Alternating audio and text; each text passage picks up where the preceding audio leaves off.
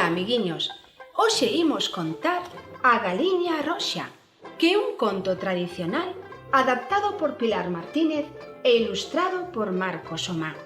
E di así: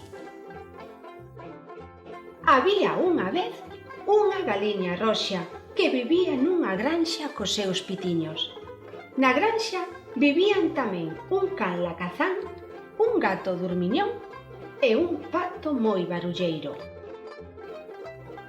Un día, a galiña roxa andaba a remexer no chan en busca de comida cando atopou uns grans de trigo e tivo unha idea.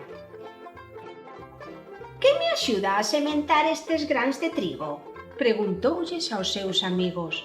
«Eu? Non», contestou o can lacazán. «Eu tampouco», dixo o gato durmiñón. «Nin eu», engadiu o pato barulleiro. «Está ben, fareino eu soa».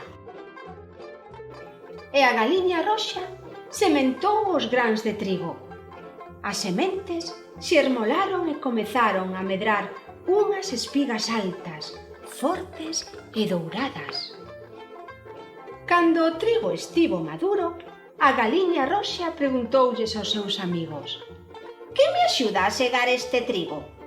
«Eu? Non», contestou o can lacazán, que estaba descansando dentro da casa. «Eu tampouco», dixo o gato durmiñón, que viña de botar unha sesta. «Nin eu», engadiu o pato barulleiro, batendo as ás sen parar. «Está ben, fareino eu soa».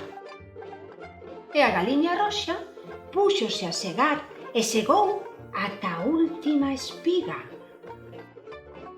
Cando tiña todo o trigo apañado, a galiña roxa preguntoulles aos seus amigos: «Que me axuda a levar este trigo ao muiño?» «Eu? Non», contestou o can lacazán. «Eu tampouco», dixo o gato durmiñón. «Nin eu», engadiu o pato barulleiro. «Está ben, fareino eu soa».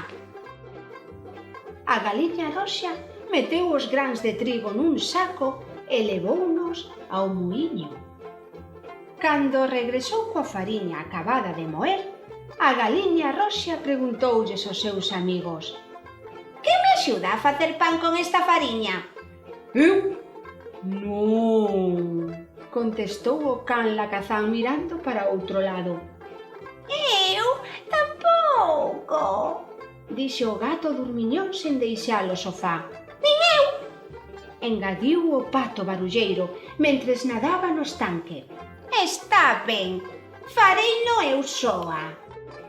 E a galiña roxa amasou a fariña, colocou os bolos de pan no forno e agardou.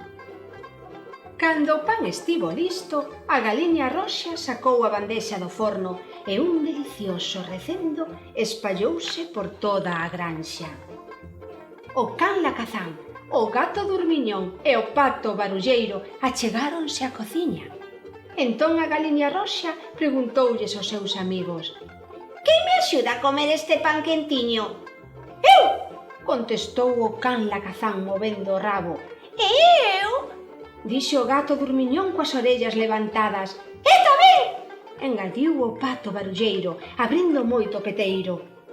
«Ai, non!», dixo a galiña roxa.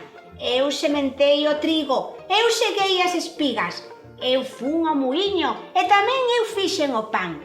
Agora comereino eu soa cos meus pitiños». E iso foi o que fixo.